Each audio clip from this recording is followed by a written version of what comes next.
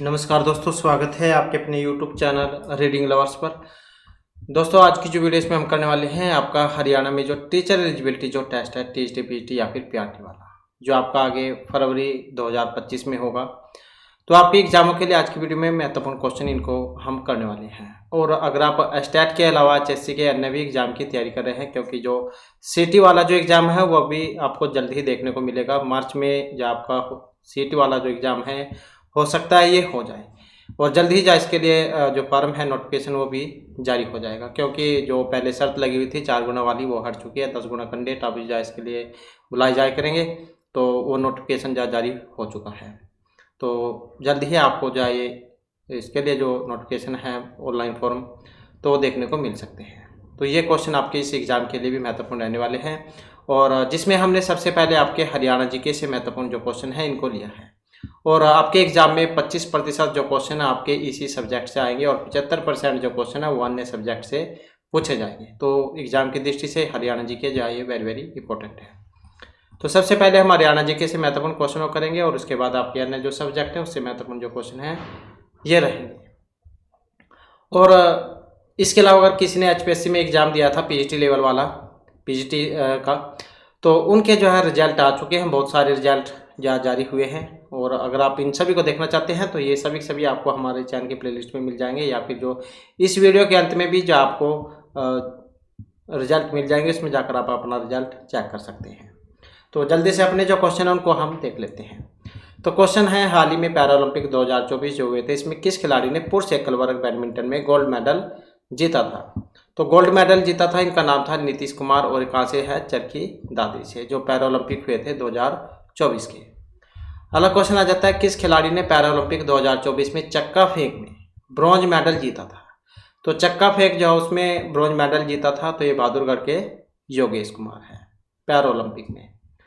Next है, हाल ही में जो राष्ट्रीय हरित अधिकरण है, इन्होंने किस एरिया की जांच के लिए एक समिति गठित की है? तो जो अरावली वाला क्षेत्र है इसके लिए। नेक्स्ट है, किस खिलाड़ी ने पैरालंपिक 2024 में भाला फेंक में गोल्ड मेडल जीता है? तो किसने जीता था? सुमित अंतिम ने। इसके बाद क्वेश्चन आ जाता है, हाल ही में किस समूह ने राज्य में बढ़ते पर्यावरण संकट के जवाब में हरियाणा हरित घोषणा पत्र 2024 के विकास की पहल की है? तो कौन सा है? People for Aravali. नेक्स्ट आ जाता है, पैरालंपिक 2024 में किस खिलाड़ी ने शूटिंग में पहला गोल्ड मेडल जीता था? तो किस में शूटिंग में पहला गोल्ड मेडल? और ये जीता गया था अवनी, जो लेखरा अवनी है इनके द्वारा, जो पैरालंपिक वाले थे। नेक्स्ट आ जाता है, डिजिटल एग्रीकल्चर मिशन के तहत हरियाणा के किस जिले में किसान पहचान सेंटर बनाया जाएगा? तो डिजिटल एग्रीकल्चर मिशन के तहत, तो कहाँ पर बनेगा? ये यमुनानगर में। नेक्स्ट आ जाता है, जॉर्डन में आयोजित अंडर जो 23 एशियन कुश्ती चैंपियनशिप थी, तो किस खिलाड़ी ने इसमें गोल्ड मेडल जीता है? जॉर्डन में हुए थे 23वीं अंडर एशियन जो कुश्ती चैंपियनशिप है, तो गोल्ड मेडल जीता है यहाँ पर अनिरुद्ध गुलिया के द्वारा। नाम से भी आप याद रख सकते हैं, गा से गुलिया गा से गोल्ड, तो ऐसे भी आप इसको याद रख सकते हैं। नेक्स्ट आ जाता है, हाल ही में किसने यूरोप महाद्वीप के सबसे ऊंचे पर्वत एलनोस को फतेह किया है? तो यूरोप महाद्वीप का सबसे ऊंचा पर्वत है एलनोस, इसको फतेह किया है किन के द्वारा? जो प्रो मनोज कुमार जो है इनके द्वारा। इसके बाद आ जाता है नेक्स्ट हमारा, तो पेरिस जो ओलंपिक थे 2024 वाले, इसमें बेहतर प्रदर्शन को हरियाणा के किस जिले में इससे संबंधित एक सेमिनार का आयोजन किया जाएगा? तो पेरिस ओलंपिक 2024 में बेहतर प्रदर्शन के लिए तो सेमिनार जो है इसका आयोजन किया जाएगा कहाँ पर? सोनीपत में, जो खेल विश्वविद्यालय जो है वहाँ पर, मोतीलाल जो नेहरू जो खेल विश्वविद्यालय है वहाँ पर। इसके बाद हाल ही में हरियाणा सरकार से शिक्षा विभाग के द्वारा सरकारी स्कूल में इसी साल कितने लाख विद्यार्थियों के एडमिशन करने का लक्ष्य रखा गया है? तो ये जो लक्ष्य जो है 25 लाख है, जिसमें से इतनी संख्या में दाखिले हुए थे। इसके बाद है, हाल ही में किस जिले में प्रधानमंत्री नरेंद्र मोदी ने अपनी उपस्थिति ग्रहण की थी? तो कहाँ पर? कुरुक्षेत्र में आए हुए थे। नेक्स्ट है, हरियाणा में अब तक कुल कितने मतदान हो चुके थे? तो कितने मतदाता हैं? तो ये 2,03,54,250 वोटर है, जिसमें से 1.08 करोड़ पुरुष हैं और 95-78 जो इतनी महिलाएं हैं। नेक्स्ट आ जाता है, किस जिले में सबसे ज़्यादा मतदाता है? तो कहाँ पर है? फरीदाबाद में है, इतने। नेक्स्ट आ जाता है, विधानसभा में सबसे ज़्यादा मतदाता तो बादशाहपुर में है सबसे ज़्यादा और नारनौल में सबसे कम। इसके बाद हाल ही में हरियाणा ने किस पर 1 साल का प्रतिबंध लगा दिया था? तो ये था गुटखा पान मसाला जो है इस पर। इसके बाद हरियाणा के राज्यपाल ने कौन सी विधानसभा को भंग किया था? तो ये थी 14वीं।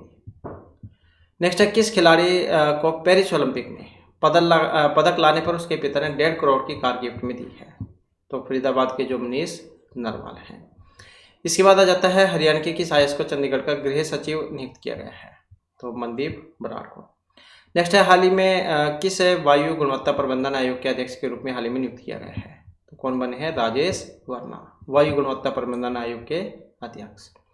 इसके बाद है, किस खिलाड़ी ने अंडर 19 जो कुश्ती चैंपियनशिप है इसमें कांस्य पदक जीता है? अंडर 19 में और कुश्ती चैंपियनशिप में। तो इनका नाम क्या है? रौनक दहिया।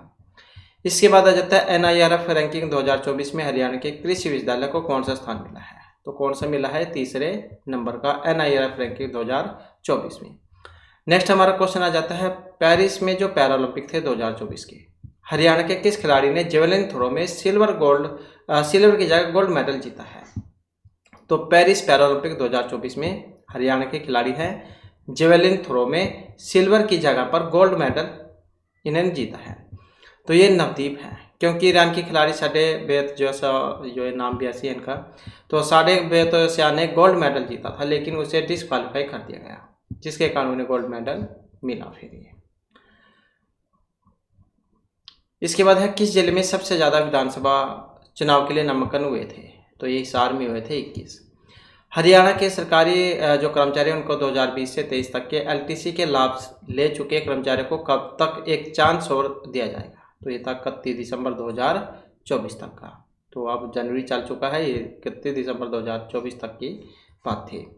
इसके बाद हरियाणा सरकार की कौन सी परीक्षा को सुप्रीम कोर्ट ने सही बता दिया है? जो आपकी CT वाली जो परीक्षा है, स्वीकृत पात्रता परीक्षा, तो 10 गुना कैंडिडेट जॉब इसमें बुलाए जा करेंगे। इसके अलावा जो ये TST PET PRT वाले जो होते हैं, क्योंकि इनके लिए अब STAT तो पहले भी होता था, अब भी है, तो इनको तो CT से मुक्त रखा गया है। इसके बाद है, असम में आयोजित सब जूनियर फुटबॉल प्रतियोगिता में किस टीम ने फाइनल में जगह बना ली है? तो किसने बनाई है? ये हरियाणा ने। हाल ही में किस यूनिवर्सिटी ने प्रोफेसर स्टैनफोर्ड यूनिवर्सिटी के द्वारा 2% वैज्ञानिकों में शामिल हुए हैं? तो कौन सी यूनिवर्सिटी के हैं ये? तो ये कुरुक्षेत्र यूनिवर्सिटी के हैं। एसोसिएट प्रोफेसर है प्रवीण कुमार। इसके बाद आ जाता है, हरियाणा के किस खिलाड़ी ने गामा इंटरनेशनल फाइटिंग प्रतियोगिता जीती है? तो रोहतक जिले के है मदीना गांव के संग्राम सिंह ने। गामा इंटरनेशनल नाम भी आप आसानी से याद रख सकते हैं, गाम संग्राम, ऐसे आप इसको याद रख सकते हैं। रोहतक के है मदीना गांव के संग्राम सिंह। गामा इंटरनेशनल फाइटिंग प्रतियोगिता इन्होंने जीती है। इसके बाद है, हरियाणा के सकल राज्य मूल्य संवर्धन में और कृषि में साझेदारी में हरियाणा कौन से स्थान पर है?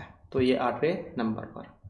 इसके बाद आ जाता है, CIME के अनुसार हरियाणा में बेरोजगारी दर कितनी है? तो 37.4%। बेरोजगारी तो जो है हरियाणा में बहुत ज़्यादा है, क्योंकि नौकरी इतनी है नहीं। इसके बाद आ जाता है, हरियाणा राज्य के जो मंत्रिमंडल जो अभी हाल ही में चुनाव हुए थे, किसको कौन सा मंत्रिमंडल मिला था, कितने यहाँ पर ये मंत्री हैं, तो वो सभी यहाँ पर आप इसमें देख पाएंगे। तो ये वाले मंत्री हैं, इनके फोटो भी है यहाँ पर साथ में। तो ये जो 17 अक्टूबर 2024 जो था, इसको दोपहर 1 बजे के आसपास जो है ये पंचकुला का जो दशहरा ग्राउंड है वहाँ पर जो मुख्यमंत्री है श्री नायब सैनी, इन्होंने शपथ ली थी। इनके साथ ही 11 विधायक थे और इन्होंने कैबिनेट के रूप में, और 2 विधायकों ने राज्य मंत्री के रूप में जो है शपथ ली थी हरियाणा के राज्यपाल बंडारू दत्तात्रेय के सामने, मतलब इनके शपथ ग्रहण में, जिसमें से 2 OBC, 1 पंजाबी, 2 जाट थे, 2 अनुसूचित जाति, 2 यादव, 2 ब्राह्मण, 1 राजपूत, 1 गुज्जर, 1 वैश्य, कुल मिलाकर जो 14 हैं। इन्होंने दशहरा जो है दशहरा ग्राउंड पंचकुला में वहाँ पर शपथ ग्रहण की थी। और वहीं पर जो नायब सिंह सैनी के 2.0 कार्यकाल जो है वो भी शुरू हो चुका है। और यह हरियाणा की 15वीं विधानसभा है, जिसमें नायब सिंह सैनी के द्वारा 19वें मुख्यमंत्री के रूप में शपथ ली गई है। तो ये भी क्वेश्चन महत्वपूर्ण हो जाता है एग्जाम की दृष्टि से, कौन से नंबर की जो विधानसभा थी, 15वें नंबर की, और जो अब मुख्यमंत्री जो ये बने हैं कौन से नंबर के हैं, 19वें नंबर के। और इसमें जो नायब सिंह सैनी है, इन्होंने 12 मार्च 2024 को पहले हरियाणा के मुख्यमंत्री चुने गए थे, और इन्होंने शपथ ग्रहण की थी। तो देख लेते हैं यहाँ पर कौन सा किसको विभाग मिला हुआ था। तो ये देख सकते हैं आप यहाँ पर इनके यहाँ फोटो भी है साथ में। तो जैसे यहाँ पर देख सकते हैं नैब सिंह सैनी लाडवा विधायक थे और मुख्यमंत्री बने हैं। इसके साथ ही निर्विज अम्बाला कैंट से ये कैबिनेट मंत्री हैं। कृष्ण लाल पुआर इसराना से कैबिनेट मंत्री हैं। विपुल गोयल फरीदाबाद से विधायक थे, कैबिनेट मंत्री हैं। कृष्ण बेदी नरवाना से विधायक है, कैबिनेट मंत्री है। कुमार गौतम पलवल से विधायक है, राज्य मंत्री बने हैं। राम नरवीर सिंह बादशाहपुर से विधायक है, कैबिनेट मंत्री बने हैं। श्याम सिंह राणा रदौर से विधायक और कैबिनेट मंत्री बने हैं और कृषि मंत्री बने हैं, कृषि पशुपालन। महिपाल डंडा पानीपत से ग्रामीण विधायक है, कैबिनेट मंत्री बने हैं। महिपाल डंडा शिक्षा मंत्री इनको मिला है, वो भी हम आगे देखेंगे किसको कौन सा विभाग दिया गया है। रणवीर गंगावा की बात करें तो बरवाला से विधायक है, कैबिनेट मंत्री बने हैं। राजेश नागर तिंगाव गांव से है विधायक और राज्य मंत्री बने हैं। अरविंद शर्मा गोहाना से विधायक, कैबिनेट मंत्री बने हैं। आरती राव तो अटेली से विधायक है और कैबिनेट मंत्री बनी है। सुरती चौधरी तोसाम से विधायक और कैबिनेट मंत्री ये बने हैं। अब आ जाती है यहाँ पर, ये तो थे 14 मंत्री हैं जो बने हैं। अब किसको कौन सा विभाग दिया गया है ये महत्वपूर्ण हो जाता है एग्जाम की दृष्टि से। तो जैसे नायब सिंह सैनी है मुख्यमंत्री, लाडवा से विधायक थे, मुख्यमंत्री हैं, तो इनको गृह विभाग, excise and taxation, planning, town and country planning, urban state, information public relation, finance department, अन्य विभाग चाहे उनको बने हैं। वित्त मंत्री भी चाहे ये बने हैं, मतलब वित्त विभाग भी इनके पास है। या कोई जो किसी को नहीं बना होता वो सारे मुख्यमंत्री के पास रहते हैं। इसके बाद आ जाता है नीलविज अम्बाला से है, कैबिनेट मंत्री है और इनको एनर्जी ट्रांसपोर्ट लेबर मंत्री बनाया गया है। कृष्णलाल पवार की बात करें तो इसराना से विधायक है, कैबिनेट मंत्री है। Panchayat mines and geology department इनको मिला है। विपुल गोयल की बात करें तो फरीदाबाद से विधायक है, कैबिनेट मंत्री है। Urban local body revenue and disaster civil aviation department जो इनको मिला है। कृष्ण बेदी की बात करें तो निर्वाण से विधायक है, कैबिनेट मंत्री है। सामाजिक न्याय, अधिकारिता, अनुसूचित जाति एवं पिछड़ा वर्ग कल्याण और अंत्योदय सेवा डिपार्टमेंट इनको मिला है। गौरव गौतम की बात करें तो पलवल से विधायक है, राज्य मंत्री है और युवा सशक्तिकरण और उद्यमिता स्वतंत्र प्रभार खेल डिपार्टमेंट इनको मिला है। इसके बाद आ जाता है राव नरवीर सिंह बादशाहपुर से विधायक थे, कैबिनेट मंत्री बने हैं। Industry and commerce, forest and wild life जिनको मिला है। श्याम सिंह राणा रदौर से विधायक, कैबिनेट मंत्री। एग्रीकल्चर एंड फार्मर वेलफेयर और एनिमल हस्बेंड्री डिपार्टमेंट इनको मिला है।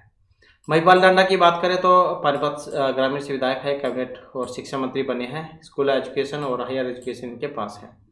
रणवीर गंगवा की बात करें तो बरवाला से विधायक है, कैबिनेट मंत्री है। Public health, engineering, public work, building road department इनको मिला है।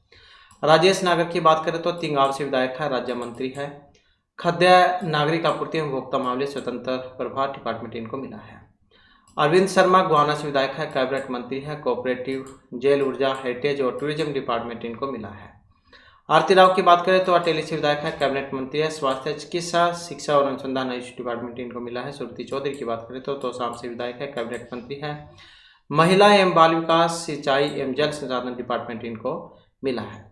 तो इस प्रकार से जो है यहाँ पर ये 14 मंत्री जो बने हैं और फिर कौन सा डिपार्टमेंट किसको मिला है। तो ये तो है हमारे यहाँ पर हरियाणा जीके से महत्वपूर्ण क्वेश्चन थे। और इसके बाद चलते हैं अपने जो अन्य सब्जेक्ट है। तो यहाँ पर जो हमारे इंग्लिश ग्रामर से महत्वपूर्ण क्वेश्चन जो है आ चुके हैं। तो पहला क्वेश्चन है, choose the correct word for the blanks. There is hardly time to left for the train to depart. Much, any, more या most. There is hardly, train के रवाना होने में अब मुश्किल से ही समय बचा है। तो यहाँ पर कितना टाइम जो है बचा हुआ है। तो इसमें अगर हम देखें तो कौन सा वाला आ सकता है यहाँ पर, ये वाला। There is hardly any time left for the train to depart. Next है, choose the appropriate word. Prem told me that he to take the examination. तो प्रेम ने मुझसे कहा कि वह परीक्षा देने के लिए, मतलब परीक्षा देगा। Prem told me that he to take the examination. Had decided, had decided या विल डिसाइडेड। तो कौन सा आएगा यहाँ पर। अब इसमें अगर हम देखें तो यहाँ पर कौन सा बनेगा, क्योंकि टेल टोल्ड सेकंड फॉर्म है तो थर्ड फॉर्म जो यहाँ पर हो जाएगी इसमें हैड और third form had decided to take the examination.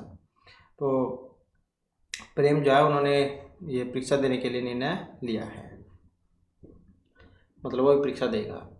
He was overwhelmed sorrow of by on या विद,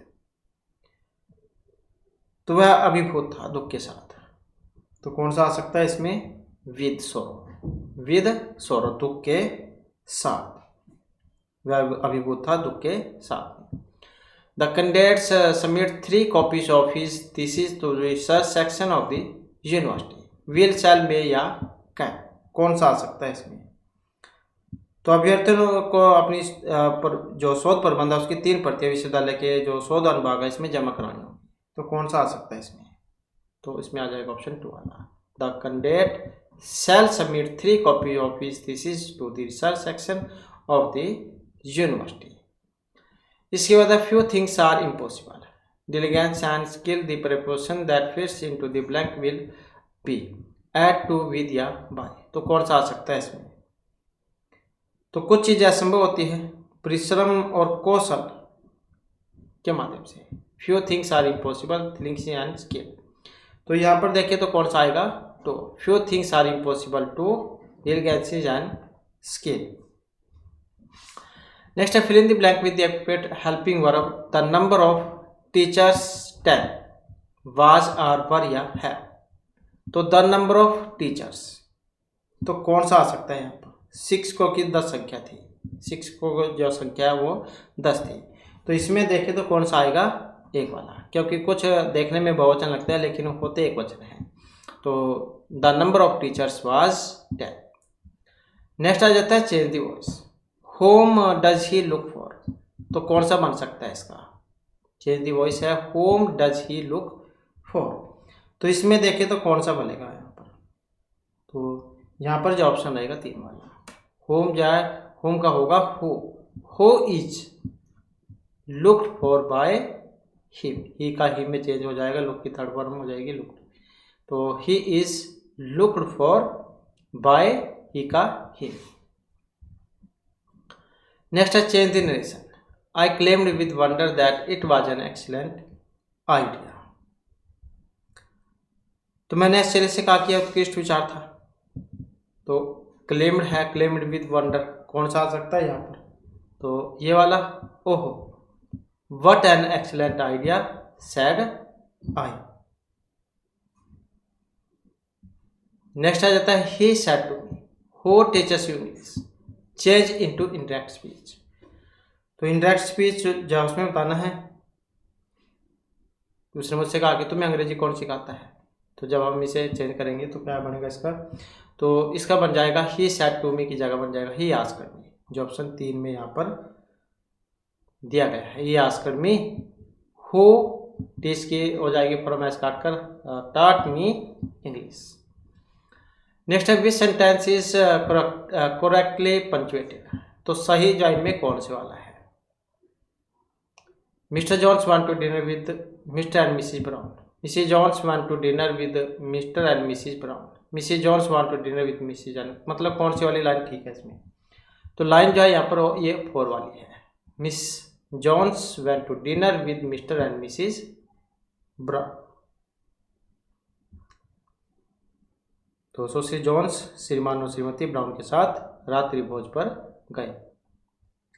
नेक्स्ट है Ram agree to my order, carry away, carry out, carry on या ऑफ। राम एग्री टू, तो कौन सा होगा यहाँ पर? Carry out. Ram agree to carry out my orders. Next है choose the one which best express the meaning of the idiom and phrase, तो मुहावरे लोकोक्ति जो होती हैं तो वो आज यहाँ पर आपने बताना है। तो it is high time that India does it is high time that India did something about the population problem, तो कौन सा आ सकता है यहाँ पर? ये वाला 4 वाला, ऑलरेडी लेट। नेक्स्ट है choose the most suitable one word for the given expression, a state of being married to only one person at a particular time, तो उसे क्या कहा जाता है? तो किसी विशेष समय पर केवल एक ही व्यक्ति से विवाहित होने की स्थिति, तो उसे क्या कहा जाएगा? मोनोगैमीजा उसको कहा जाता है। नेक्स्ट है as we got older we just grew apart. Underline word in this sentence में, तो इसका मतलब क्या है? अब इसमें अगर हम देखें तो इसका अर्थ क्या है, यहाँ पर ऑप्शन 4 से लिया गया है, stop having a close relationship से।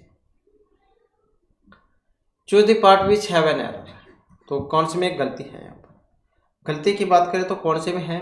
और ऑप्शन 1 में नॉलेज एंड विजडम मेक्स, तो ये वाला जो है इसमें गलती है। तो ये तो जो हमारे यहाँ पर आपके इंग्लिश ग्रामर जो है इसके क्वेश्चन थे।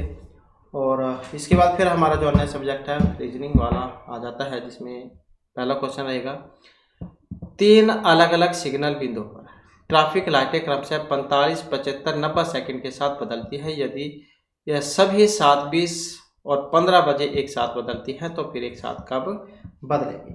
तो यहाँ पर क्या हमें 45, 70 और 90 इनका एलसीएम जो हमने ले लेना है, जो आपका 450 आएगा। तो इसका मतलब क्या हुआ? इसका मतलब है 7:27 और 45 मिनट, 7:27 मिनट 45 सेकेंड। नेक्स्ट है बगीचे की प्रत्येक पंक्ति में पेड़ों की संख्या बगीचे में पंक्तियों की कुल संख्या के बराबर है।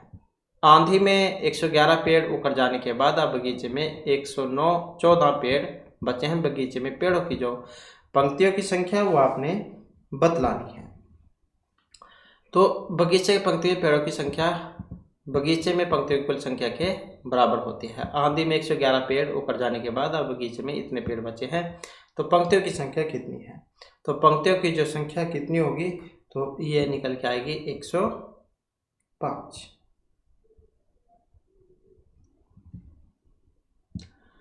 नेक्स्ट आ जाता है क्वेश्चन हमारा, एक संख्या का 5वां हिस्सा दूसरी संख्या के 5/8 के बराबर है। यदि पहली संख्या में 35 जोड़ा जाए तो वह दूसरी संख्या की 4 गुनी हो जाती है। तो जो दूसरा नंबर है वो आपने यहाँ पर बतलाना है। तो दूसरा कौन सा होगा? दूसरा होगा 40। नेक्स्ट है एक परीक्षा में उत्तीर्ण होने के लिए कुल अधिकतम कुल अंकों में से 296 अंक प्राप्त करना जरूरी है। एक छात्र 259 अंक मिलता है और उसे अनुत्तीर्ण घोषित कर दिया जाता है। छात्र द्वारा प्राप्त अंकों और पास होने के लिए आवश्यक अंकों का अंतर 5 है। एक छात्र अधिकतम कितने अंक प्राप्त कर सकता है? तो कितने प्राप्त कर सकता है? तो कितने? 740। तो ये हो जाएगा x बराबर 37 गुणा में 100/5, जो आपका निकल के आएगा 740। इसके बाद है एक दुकानदार ने लेबल वाले मूल्य पर 5% की छूट देने के बाद प्रत्येक साड़ी को 266 रुपये में बेचा। यदि उसने छूट नहीं दी होती तो उसे लागत मूल्य पर 12% का लाभ होता। तो प्रत्येक साड़ी का जो क्रय मूल्य है वो था, तो कितना था? तो ये कितना आएगा? ये भी वैसे ही आ जाएगा 100/112 गुणा में 80, तो ये आ जाएगा 250। नेक्स्ट आ जाता है क्वेश्चन 15 आदमी एक काम को करने के लिए 8 घंटे में से 21 दिन लेते हैं। 21 महिलाएं 6 घंटे में से कितने दिन लेंगी? यदि 3 महिलाएं 2 पुरुष के बराबर काम करती हैं तो कितना समय यहाँ पर इनका लगेगा? तो यहाँ पर भी सेम वैसे ही, तो इनका समय हो जाएगा 15 गुणा में 8 गुणा में 21 और बटा में 14 गुणा में 6, तो जो आपका निकल के आएगा 30। नेक्स्ट आ जाता है एक आदमी और एक लड़के ने एक साथ किए गए काम के लिए 15 दिनों के लिए मजदूरी के रूप में 800 प्राप्त किए। काम में आदमी की दक्षता लड़के की तुलना में 3 गुना थी। तो लड़के की दैनिक मजदूरी कितनी है? तो दैनिक मजदूरी जो यहाँ पर बतलानी है।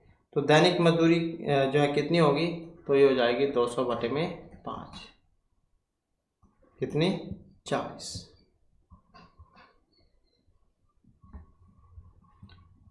और 200 कैसे आया है? 200 आ जाएगा ऐसे 800 गुणा में 1/4, तो ये आ जाएगा आपका 200। नेक्स्ट आ जाता है क्वेश्चन हमारा तो इसमें कौन सा हो जाएगा?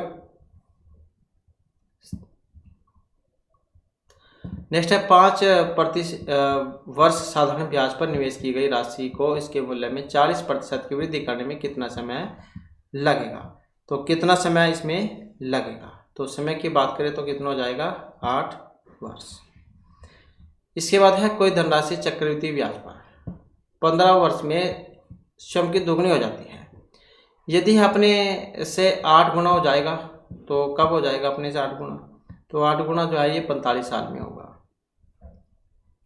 इसी वजह यदि शंकु की ऊंचाई दुगुनी और उसके आधार का व्यास 3 गुना कर दिया जाए तो परिणामी शंकु के आयतन का मूल्य शंकु के आयतन से अनुपात होगा। तो कितना होगा ये अनुपात? और ये जो होगा 18:1 में।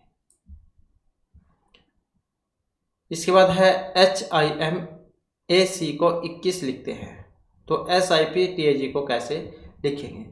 तो पहले तो हमें HIM और AC के बारे में पता होना चाहिए। तो इनका जो कोड है 8 और 9 और 13। इसी प्रकार से यहाँ पर 1, तीसरा और 5वां, तो ऐसे होता है अल्फ़ाबेट में, तो 21 हो जाते हैं। ऐसे आपने इनको भी लिख लेना है। तो इनका भी जो है कितना आएगा? तो इनको क्या हम जब माइनस कर लेंगे तो फिर जाए बनेगा। तो ये हो जाएगा आपका 44 और माइनस में 28, तो ये आपका 16 जो है इसमें निकल के आएगा। तो ऑप्शन जो 2 में यहाँ पर दिया गया है। तो यहाँ पर क्या है, जैसे ये था HIM जो इनका कितना है 30 आता है और AC मिलाकर 5 3 8 1 9 आता है। तो इसमें कम किए गए हैं तब जाके 21 आता है। इसी प्रकार से हम SIP जो है इनको जोड़ेंगे तो कितना आ जाएगा? SIP जो है ये आपका 44 हो जाएगा और TAG का जो मतलब इनको जब अल्फ़ाबेट जो लगाएंगे हम यहाँ पर तो ये हो जाएंगे 28। तो जैसे घटा के 21 आया था ऐसे इसमें से हम कम करेंगे 44 में से 28, तो ये 16 आ जाएंगे। तो ऐसे जो यहाँ पर 16 आया है। इसके बाद दाब, वायुदाब मापी और मील मापी क्या है? दाब जो है वायुदाब मापी होता है और फिर इसमें कौन सा बनेगा यहाँ पर? तो दूरी हो जाएगा। मील मतलब दूरी मापने के लिए होता है, तो ये दूरी वाला हो जाएगा। इसके बाद आ जाता है नीचे दी गई श्रृंखला में क्वेश्चन मार्क जो है इसके स्थान पर कौन सी संख्या आएगी? तो क्वेश्चन मार्क जो है इसके स्थान पर बतानी है यहाँ पर। तो इसमें जो है देखें तो +3 अगर हम देखें तो या फिर 4 और 4 8 और फिर ये 24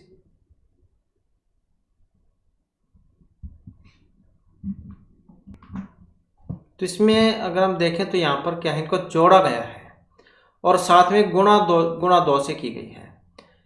जैसे ये इसको लगा लें 4 और 8 12, 12 दूनी 24, 24 और 8 32 दूनी 64। ऐसे 24 और 64 को जोड़कर 2 से गुणा करेंगे 176 आता है। इसी प्रकार से यहाँ पर 176 में 64 जोड़ के गुणा 2 से कर देंगे तो 2 से गुणा करने पर 480 यहाँ पर आता है। तो मतलब 2 से जो गुणा है यहाँ पर की गई है और उसी संख्या को जोड़ा गया है। 4 और 8 12, 12 दूनी 24, 24 और 8 32, 32 दूनी 64, 64 और 24 और गुणा 2 176। तो ऐसे जो यहाँ पर इसमें किया गया है तो 480 जो है इसका ये बनेगा। तो 480 हो जाएगा ये। इसके बाद यदि A का अर्थ जोड़, B का मतलब घटाव, C का मतलब गुणा, D का मतलब भाग है तो A का मतलब जमा है। तो ये जो समीकरण है यहाँ पर इनके स्थान पर कौन सा रखें कि एक सही हो जाए? तो कौन से वाला रखना होगा? ये वाला। तो 14 बराबर 14 जो है इसमें आएगा। बोर्ड मास वाला जो नियम होता है भाग गुणा जमा माइनस, वो इसमें लगाना होगा। इसके बाद अब y x के पूर्व में है जो कि z के उत्तर में है। यदि p z के दक्षिण में है तो तब y से p किस दिशा में है। तो y से p किस दिशा में होगा? तो यदि जैसे ये है, उत्तर दिशा है, दक्षिण है, ये पूर्व है और पश्चिम है। y x के पूर्व में है, y x के पूर्व में, x के पूर्व में, तो ऐसे बनेगा पूर्व साइड में, ऐसे तो कहेंगे हम x के पूर्व में y है। तो y जो है वो x के पूर्व में है, y जो है x के पूर्व में है, जो कि z के उत्तर में है। z के, अब उत्तर कौन सा है? ये वाला है, जो कि z के उत्तर में है। y x के पूर्व में है, जो कि z के उत्तर में है। यदि p z के दक्षिण में है, यदि p z के दक्षिण में है, तब y से p किस दिशा में है? y से p किस दिशा में है? किस दिशा में है? तो ये बतानी है आपने। तो कौन सी दिशा है यहाँ पर? ये तो इसमें अगर हम देखें तो कौन सी है? तो दक्षिण पश्चिम जो है यहाँ पर इसकी ये मानी गई है। नेक्स्ट आ जाता है, प्रकाश कादिर रमेश सौरभ तारिक मित्र है। रमेश कादिर से लंबा है लेकिन सौरभ से छोटा है, प्रकाश सबसे छोटा है और तारिक सौरभ से लंबा है। तो इनमें सबसे लंबा कौन सा है? तो सबसे लंबा इसमें बताना है। तो इसमें क्या है? रमेश कादिर से लंबा है। रमेश जो है, रमेश कादिर से, रमेश कादिर से लंबा है लेकिन सौरभ से छोटा है। रमेश जो है वो कादिर से तो लंबा है लेकिन सौरभ जो है इससे छोटा है, सौरभ से छोटा है। प्रकाश सबसे छोटा है। प्रकाश कहने का मतलब है वो सबसे छोटा है, प्रकाश सबसे छोटा है और तारिक सौरभ से लंबा है। तारिक जो है वो सौरभ से लंबा है, क्योंकि तारिक जो है वो सौरभ से भी लंबा है। सबसे लंबा कौन है? तो यही सबसे लंबा हो जाएगा इसमें, तारिक। इसी वजह से आने वाले कल से 3 दिन के बाद 26 मार्च को मंगलवार है, तो महीने का 8वां दिन कौन सा होगा? तो 8वां दिन आप देख सकते हैं यहाँ पर कौन सा होगा। तो शुक्रवार जो है यहाँ पर ये निकल के आएगा। मतलब जैसे आज से लगा लो आप, आज शुक्रवार है और 22 मार्च है, तो फिर नेक्स्ट 23 तारीख और टुमारो, टुडे, तो मतलब जहाँ शुक्रवार जो है इसका निकल के आएगा। इसके बाद एक व्यक्ति की ओर इशारा करते हुए राशि ने कहा, वह मेरे पति की पत्नी की पुत्री का भाई है। इस आदमी का राशि से क्या संबंध है? एक व्यक्ति की ओर इशारा करते हुए राशि ने कहा, वह मेरे पति, मतलब उसका हस्बैंड।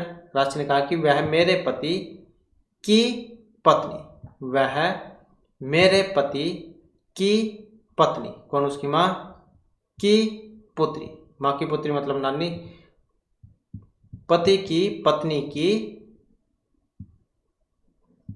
पुत्री का भाई है। पति की पत्नी, आगे उसकी पुत्री मतलब लड़की, लड़की का भाई है। इस आदमी का राशि से क्या संबंध है? तो पुत्री होगा उसका ये। तो राशि ने कहा कि वह मेरे पति की पत्नी, वह मेरे पति की पत्नी की पुत्री का भाई है। तो आदमी का राशि से क्या संबंध है? पुत्र का। तो उसका क्या है? पुत्र है। इसके बाद है यहाँ पर कथन निष्कर्ष वाला, सभी मुर्गी, सभी जो मुर्गी है वो मुर्गा है। सभी मुर्गी मुर्गा है, सभी मुर्गी मुर्गा है। कोई मुर्गी काली नहीं है, कोई भी मुर्गी जो है वो ब्लैक नहीं है, मतलब काली नहीं है। तो निष्कर्ष कौन सा बनेगा इसमें? सभी मुर्गा मुर्गी है। क्या सभी मुर्गा मुर्गी है?